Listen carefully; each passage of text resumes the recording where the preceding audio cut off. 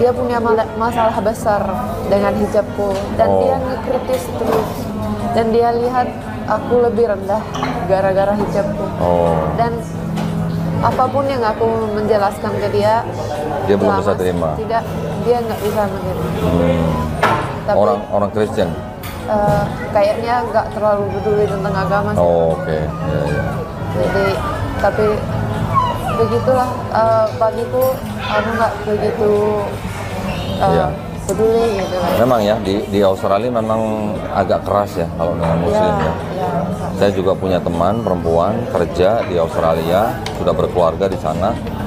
Dia juga harus terpaksa tidak menggunakan hijab di kantornya karena karena tidak diperbolehkan. Ya itu sebenarnya apa ya? Bukan bukan kebebasan kalau begitu ya. Itu mereka mikir mereka bebas, tapi justru mereka nggak bebas karena wanita punya kebebasan hanya untuk berbuat sesuatu yang baik untuk laki-laki. Dia hanya bebas untuk membukakan auratnya, tapi begitu dia mau tutup auratnya, itu nggak diperbolehkan.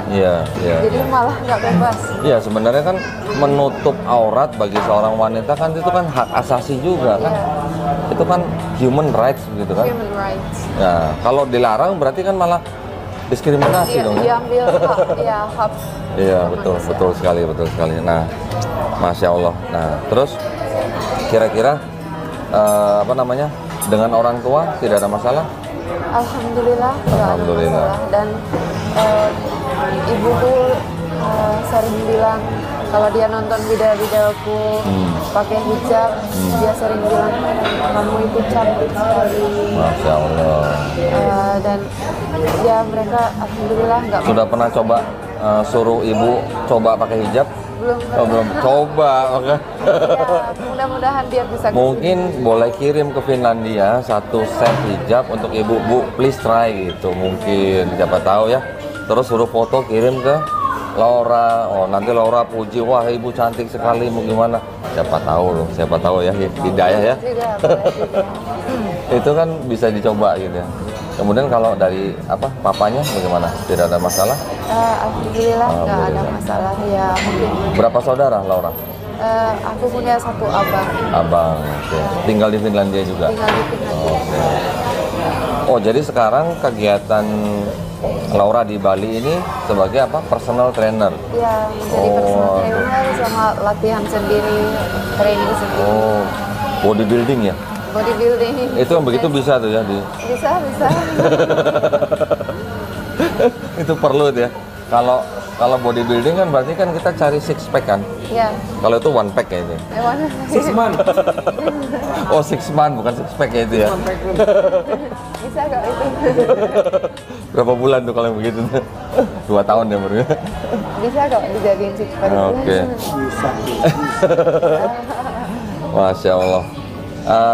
Jadi saya berpikir bahwa Laura sebenarnya sudah sangat comfortable ya dengan Islam gitu ya, karena Laura di Bali istilahnya yang tempat yang heterogen ya, apalagi majority di sini adalah Hindu. Tentu saja menggunakan hijab itu juga merupakan suatu mungkin tantangan buat diri sendiri ya. Ya, walaupun masyarakat Hindu juga saya tahu sangat-sangat toleransi ya dengan yang lain. Tetapi mungkin dengan teman-teman yang sama-sama dari Barat mungkin masih ada ya tanggapan-tanggapan seperti itu ya. Seperti tadi contoh kliennya begitu kan. Ya, kalau orang Barat ya mereka sangat diskriminasi sih. Cuman yang aku lihat orang-orang yang benar di kehidupanku, yang benar-benar sayang sama aku, seperti teman-temanku yang orang Finland, yang aku sudah kenal dari umur 5 tahun. Mereka nggak peduli, mereka senang. Apapun yang buat kami senang, kami dukung, kami senang. Jadi mereka nggak pernah diskriminasi. Aku pakai hijab, aku gimana pun mereka pasti senang kalau aku senang. Jadi itu yang aku pelajari, bahwa orang-orang yang sayang sama kita, bahkan sayang sama kita gimana pun keadaannya, orang yang memang nggak benar untuk kita, ya mungkin mereka bisa jadi punya masalah. Kalau di Finland sendiri sekarang bagaimana? Sudah mulai banyak Muslim di sana? Sudah. Sudah banyak, alhamdulillah. Sudah boleh ada masjid di sana ya? Ya sedikit, ya step by step lah. Step by step. Masjidnya kecil-kecil, biasanya di kayak di basement kayak gitu. Tapi sudah mulai ada, dan aku pernah buat video dalam bahasa Finland di mana aku cerita gimana aku dulu masuk Islam, dan alhamdulillah banyak orang yang komen di situ kalau oh aku nemukan Islam kemarin, oh aku considering aku mau masuk Islam, atau ada orang yang bilang oh aku baru masuk Islam. Jadi ternyata banyak orang Finland mungkin mereka nemukan dari online, sudah mulai masuk Islam sendiri, bukan gara-gara pasangan, tapi memang mereka juga menemukan Islam. Masya Allah, ya oke lah, walaupun karena mungkin mau menikah itu juga tidak masalah, nggak masalah, tidak apa-apa. Tetapi kalau bisa menemukan sendiri, kemudian mereka masuk Islam karena kemauan sendiri, bukan karena mau menikah, itu sangat bagus sekali ya. Oh jadi sekarang di Finland sudah mulai banyak Muslim ya di sana ya? Alhamdulillah. Alhamdulillah ya. Ya step by step. Ya. Apa namanya? Kalau masjid di sana boleh menyuarakan azan atau tidak? Tidak Tidak boleh. tidak, nggak boleh sama sekali ada suara dengar dari sana. Ya mudah-mudahan ya nanti siapa tahu suatu saat diperbolehkan gitu ya. Ya. Oke, udah berapa lama? Durasi berapa? 30 menit? 40 ya? Oke. Kalau anak bagaimana? Juga mulai belajar Al-Quran boleh? Sudah mulai belajar Quran? Belum. Dia masih 4 tahun. 4 tahun. Tapi dia sudah kenal Allah. Masya Allah. Ya. Laura sendiri sudah belajar Al-Quran? Alhamdulillah. Sudah berapa juz? Jadi Laura belajar Iqra sudah, terus sampai bisa baca Al-Quran. Masya Allah. Habis itu aku belajar tajwid. Aku punya mimpi. Glenn udah belajar tajwid, Glenn. Udah belajar tajwid, Glenn. Alhamdulillah. Iya. Terus? Ya, jadi aku punya mimpi bisa baca Al-Quran dengan suara yang indah. Terus ya begitulah. Punya ayat yang mungkin sangat berarti gitu buat Laura, yang mungkin mau dibacakan buat pemirsa, ada nggak? Mungkin ayat favorit begitu? Ayat favorit ada satu di surat Al-Baqarah. Al-Baqarah, ya Masya Allah. Ayat keberapa ya? 160. 162? 164 atau 160. Nah, kita lihat. Itu salah satu ayat yang kalau aku baca aku pasti mau nangis. 164. Coba lah, 160 berapa? 162, 163. Ini apa mas? Ada 164. Kisah langit dan bumi, ini dia. Ini dia. Oh. Bergantian malam dan siang, kapal yang berlayar di laut dengan muat. Ini dia ya. Mau dibaca Arabnya atau mau terjemahnya aja? Aku lagi ini datang. Oh, oke. Saya bacakan terjemahnya ya. Sesungguhnya Al-Baqarah ayat 164. Sesungguhnya pada penciptaan langit dan bumi, pergantian malam dan siang, kapal yang berlayar di laut dengan muatan yang bermanfaat bagi manusia, apa yang diturunkan Allah dari langit berupa air, lalu dengan itu dihidupkannya bumi setelah mati atau kering, yang dia tebarkan di dalamnya bermacam-macam binatang, dan perkisaran angin dan awan yang dikendalikan antara langit dan bumi.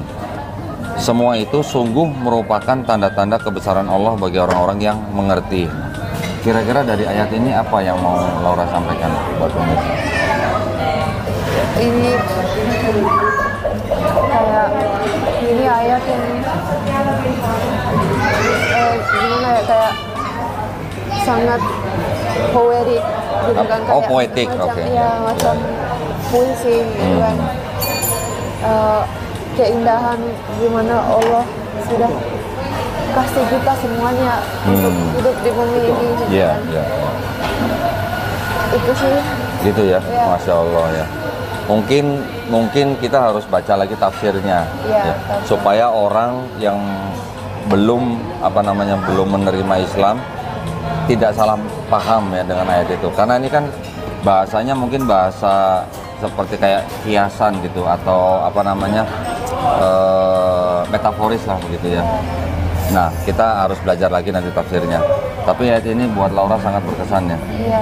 Oke, Masya Allah.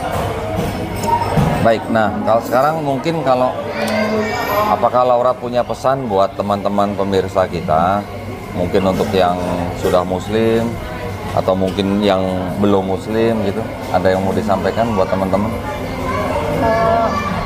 Mungkin yang mau aku sampaikan intinya di Al-Quran ya.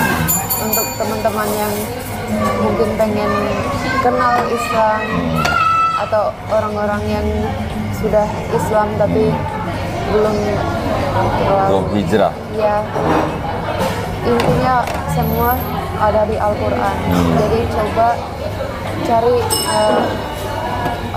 translation, terjemahan Al-Quran. Terjemahan ya. Ya. Dan baca, coba bertanya sama Allah, sama Tuhan, Ya.